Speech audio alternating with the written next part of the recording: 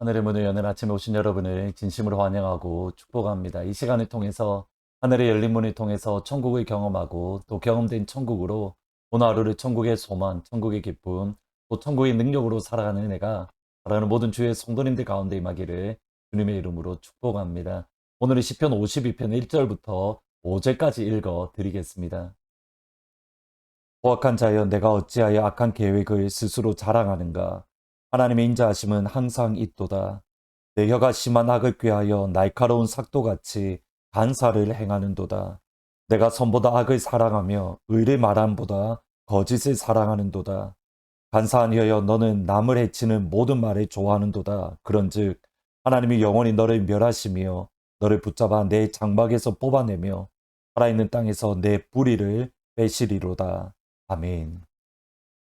언어의 온도라는 이기주 작가가 쓴 에세이집이 있습니다. 이 책의 서문의 제목이 참 마음에 와닿습니다. 당신의 언어의 온도는 몇 도입니까?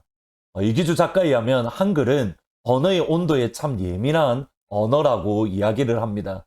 단어 하나 또는 점 하나의 그 의미 자체가, 그 뉘앙스 자체가 완전히 달라지기 때문입니다. 예를 들어서 이렇습니다. 친구를 앞에 두고 너는 얼굴도 예뻐 이렇게 말하는 것과 너는 얼굴만 예뻐 이렇게 말하는 것은 그 의미나 뉘앙스가 완전히 달라집니다.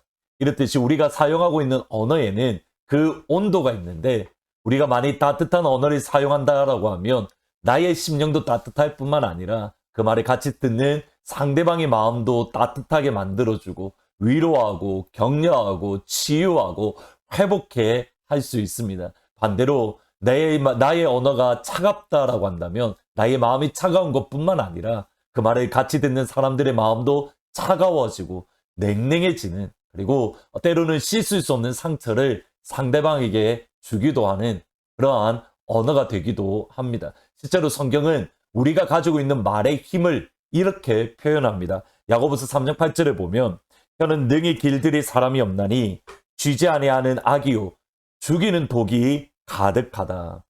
표현이 조금 어려운데 표준 세번역 성경에 의하면 이렇게 이야기를 합니다. 그러나 사람의 혀는 누구도 길들일 수 없습니다. 혀는 걷잡을 수 없는 악이요 죽음에 이르게 하는 독으로 가득한 것입니다. 우리가 사용하는 이 언어 말 속에는 사람을 죽이는 도구로 가득하다.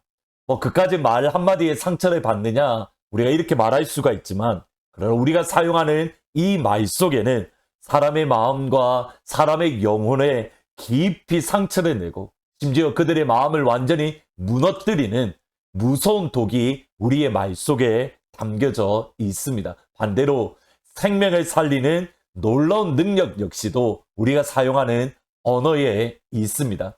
여러분이 사용하는 언어는 사람을 살리는 따뜻한 언어입니까? 사람을 죽이는 차가운 독이 가득한 차가운 언어입니까? 오늘 읽으셨던 시편 52편 말씀의 제목을 보면 다윗의 시로 에돔인 도액이 사울에게 이르러 다윗이 아히멜렉의 집에 왔다고 그가 말하던 때에 라고 되어 있습니다. 사무엘상 22장을 배경으로 하는 말씀으로 사울이 다윗을 죽이려고 쫓아갈 때에 다윗이 마침 제사장 아히멜렉에게 도망을 갔습니다. 그래서 그가 골리앗의 칼도 받고 그와 함께 따르는 이들이 아히멜렉에게서 떡을 먹게 되었습니다.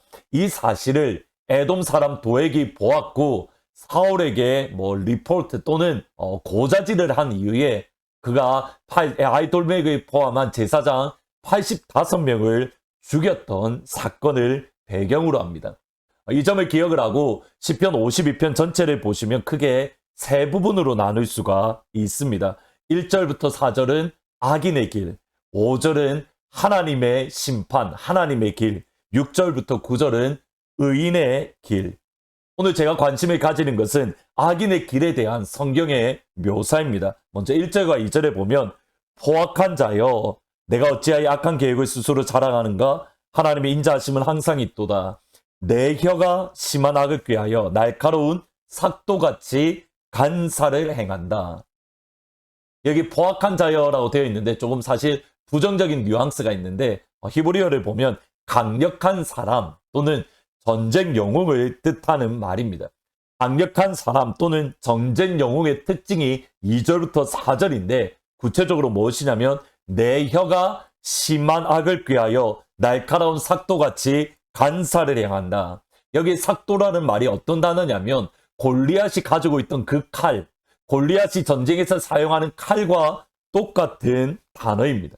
그러니까 전쟁 영웅으로서 이 사람은 악한 말, 악을 꾸미는 언어가 그가 전쟁에서 싸울 때에 사용하는 무기다라고 말을 하는 겁니다. 4절 말씀을 보면 간사한 혀여 너는 남을 해치는 모든 말을 좋아하는도다. 히브리어에서 번역하면 너는 다른 사람들을 집어삼키는, 다른 사람들을 죽이는 모든 말들을 사랑한다. 오 너의 거짓을 꾸미는 입술이여. 철저하게 이 사람은 말로서 악의로 가득한 말로서 사람들을 죽이기도 하고 나아가서 사람들을 죽이는 그 악한 말들을 그는 사랑합니다. 실제로 도에게 그러했고 도에게 이러한 모습은 제사장 85명을 죽이는 사리까지 나아갔습니다. 하나님께서 천지를 창조하실 때에 말씀으로 천지를 창조하셨습니다. 빛이 있으라 때에 빛이 있었습니다.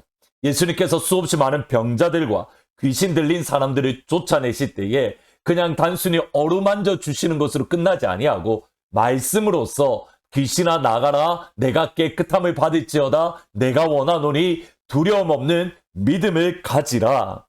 주님의 말씀이 함께 했습니다. 그럴 때에 병이 치료되고 귀신이 쫓겨나가고 심지어 죽었던 나사로가 다시 살아났습니다. 무슨 말인가? 저와 여러분에게는 말의 능력이 주어져 있다라는 뜻입니다. 하나님을 믿는 하나님의 형상으로 지음받은 저와 여러분에게는 입술의 능력, 말의 능력이 있는데 여러분의 말로서 사람을 죽이기도 하고 또는 살릴 수도 있더라는 겁니다. 그러면 죽이는 말은 그러한 1절부터 4절까지의 말이고 그러면 사람을 살리는 말, 우리가 가져야 될 사람을 살리는 말은 과연 어떤 언어입니까? 그것이 9절에 나와 있습니다. 주께서 이를 행하셨으므로 내가 영원히 주께 감사하고 주의 이름이 선하심으로 주의 성도 앞에서 내가 주의 이름을 사모하리이다. 뭐라고 이야기하냐면 내가 주께 감사하고 내가 주의 이름을 사모하리이다. 이 말을 I will praise, 내가 찬양한다 라는 말과 같은 말입니다. 찬양과 감사, 이것이 악인과 대비되는 의인 다윗의 언어로서 이것이 바로 사람을 살리는 언어이고 생명을 주는 언어입니다. 근데 다시 보셔야 됩니다. 상황 때문에, 여건 때문에 감사하는 게 아닙니다.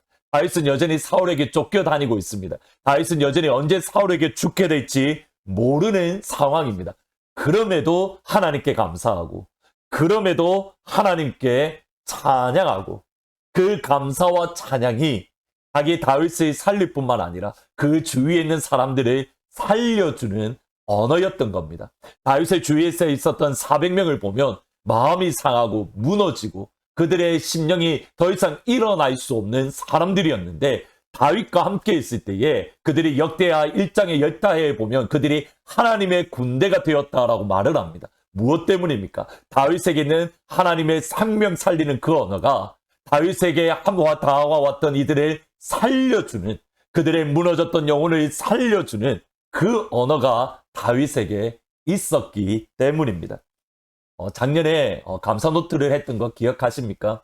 10월 11월쯤에 저희 교회 2세 자녀와 이야기를 하는데 물론 매일은 못했지만 감사 노트, 감사의 제목을 적어서 부모님과 함께 이렇게 저렇게 나누는데 너무 감사하더라는 겁니다. 무엇 때문이냐면 코로나로 너무 어려웠는데 감사 제목을 같이 나누기 위해서 부모님의 감사 이야기를 듣는데 이렇게 어려운데 그래도 이런 것 때문에 내가 너무 감사해. 그래서 내가 하나님께 찬양하고 하나님께 영광 돌린다. 이러한 모습들을 보면서 부모님이 이전과 다르게 불평이 점점점 줄어들면서 감사함으로 어려움을 이겨나가는 모습, 그리고 그 모습을 바라보며 자기 역시도 심령이 치료되고 나도 이런 어려운 상황 가운데에 이겨나가야 되겠구나 결심하고 그의 심령이 회복되는, 부모님도 변하고 자기도 변하는 모습을 발견하게 되었다라고 말을 합니다. 감사의 말, 찬양의 말은 나도 변화시키고 듣는 사람들도 생명을 줍니다. 오늘 여러분의 언어가 사람을 살리는 감사의 언어, 사람을 살리는 찬양의 언어가 되기를 주의 이름으로 축복합니다. 오늘 오래간만에 숙제를 내어드리려 합니다. 오늘 하루를 지내면서 여러분 감사의 5가지 제목을 더 구체적으로 적으셔야 됩니다. 머릿속으로 생각하지 마시고 구체적으로 적어 보십시오. 그리고 그 감사의 제목으로 1분 동안 기도하고 하나님 앞에 감사하는 시간을 가지시면 좋을 것 같습니다. 그것이 여러분이 사는 방법이고 여러분 주위에 있는 사람들을 살리는 따뜻한 언어, 생명을 주는 언어입니다. 말씀을 생각하면서 찬양하라 내 영혼아 같이 찬양하시겠습니다. 찬양하라 내 영혼아 찬양하라 내 영혼아 내 속에 있는 것들아 다 찬양하라 감사하라 내 영혼아 감사하라 내 영혼아 내 속에 있는 것들아 다 감사하라 기뻐하라 내 영혼아 기뻐하라 내 영혼아 내 속에 있는 것들아 다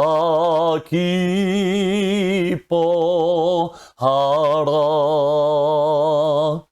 예, 기도하시겠습니다. 아버지, 우리로 하여금 감사의 조건을 찾게 하시고 감사의 이유를 발견할 수 있는 그 믿음을 주십시오. 불평과 원망에 사람을 죽이는 말이 아니라 하나님이 나에게 주셨던 이 상황 속에서 하나님 때문에 감사하고 예수님 때문에 찬양하고 성령님 때문에 기뻐하는 그러한 믿음의 사람, 생명을 살리는 그러한 언어를 가질 수 있는 생명의 사람이 되어질 수 있도록 하나님 도와주옵소서. 오늘 나의 입술과 나의 말로 인해서 내 주위에 있는 모든 이들이 생명을 살리는 또 그들의 심령이 녹아나고 격려되고 위로되고 치료되어지는 그러한 복된 하루가 될 수 있도록 도우시되 이를 위해서 아버지 하나님 먼저 우리의 심령 가운데에 하나님의 그 예수님의 그 따뜻한 말씀, 예수님의 그 격려의 말씀, 예수님의 생명을 주는 그 말씀을 오늘 이 시간 나에게 충만하게 부어 주옵소서. 감사합니다. 예수님의 이름으로 기도합니다. 아멘. 오늘 이 시간 이후에 기도할 때에 우리 예수님께서 여러분에게 먼저 생명을 살리는 말씀, 사랑에 힘을 내 내가 너와 함께하고 있어 이 음성을 들려주실 줄 믿습니다. 그 음성을 들을 때에 우리의 언어 역시도 생명을 살려주는 복된 언어가 되기를 주님의 이름으로 축원합니다. 내 입술의 말과 나의 마음의 묵상이 주께 연락되길 원하네. 내 입술의 말과 나의 마음의 묵상이 주께